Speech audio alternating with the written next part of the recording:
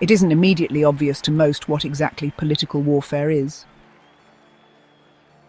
That isn't helped by the fact that any two experts in the field are likely to give extremely divergent definitions, and that the reality of political warfare is far outside of the frame of reference for most.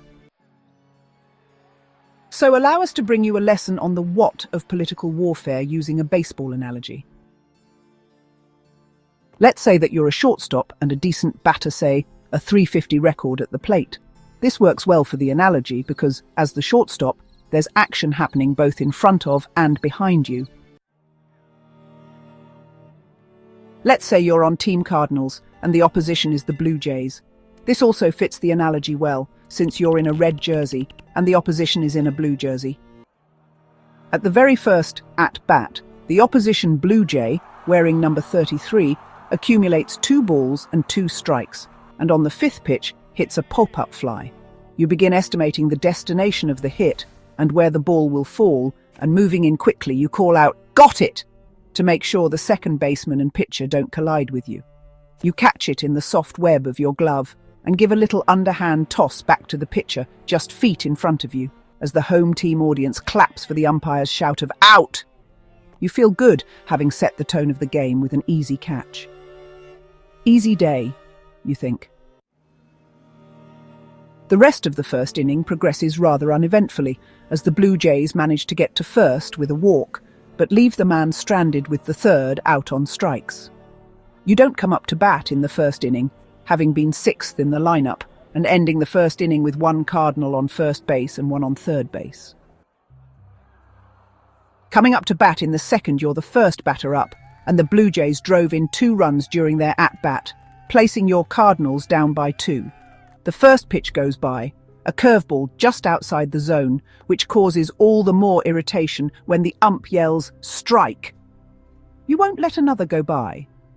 The second pitch, a fastball, connects sweetly with your bat, just as you extend on the upswing and send the ball sailing into the outfield, and just barely, it has the legs to make it over the fence at center field. Home run! You take your time rounding the bases to the celebration of the crowd. After your homer, the pitcher seems to get serious, and the next 2 batters go out on strikes in only 8 pitches. This is how the game goes. You trade some runs back and forth.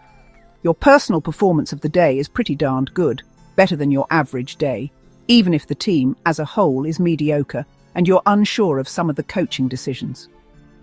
The top of the 9th comes to an end with the game tied 10-10. It's going to extra innings. You're coming to bat 5th at the top of the 10th inning, down 1 run, with a man on first and second and 2 outs. The pressure is on. Then, the main lights to the stadium go dark. A few moments later, the backup lighting switches on. You can barely see the field, but the stands are slightly better lit. The fire alarm is sounding, but you see that only about half of the audience is getting up and moving to evacuate, while the other stays put in their seats. You walk over to your dugout, calmly, and you find that about 1/3 of your team, and your entire coaching staff, is gone already, disappeared in the momentary darkness. None of your teammates seem to know where they went or what is going on. You walk back out onto the field and notice that while about 1/3 of the audience is gone after evacuating, and a bit more still filing out the exits in a state of confusion, at least half of the audience is still seated and not moving. Curious, you think. Walking toward one of the motionless sections in the stands nearest, you begin to get a sinking feeling. As you approach, not a single person moves. They're all just sitting there, frozen.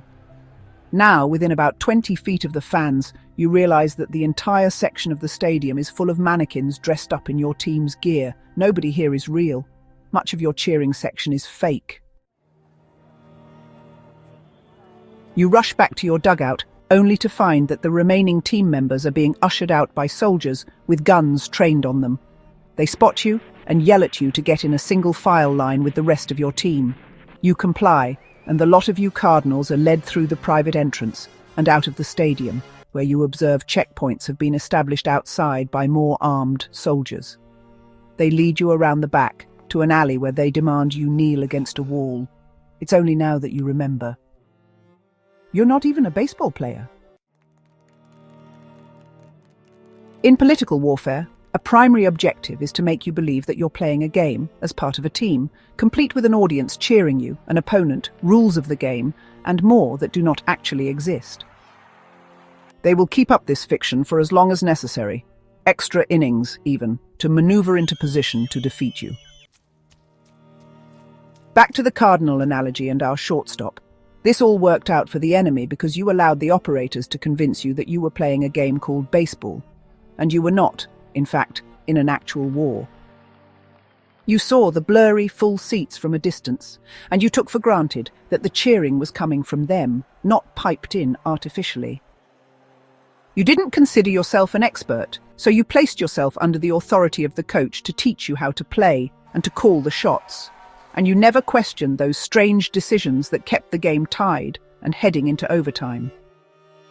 The other team showed up in their blue jerseys to play the game by the same rules you did, so you believed that the rules were fundamental somehow and that the other team would necessarily be bound by these rules.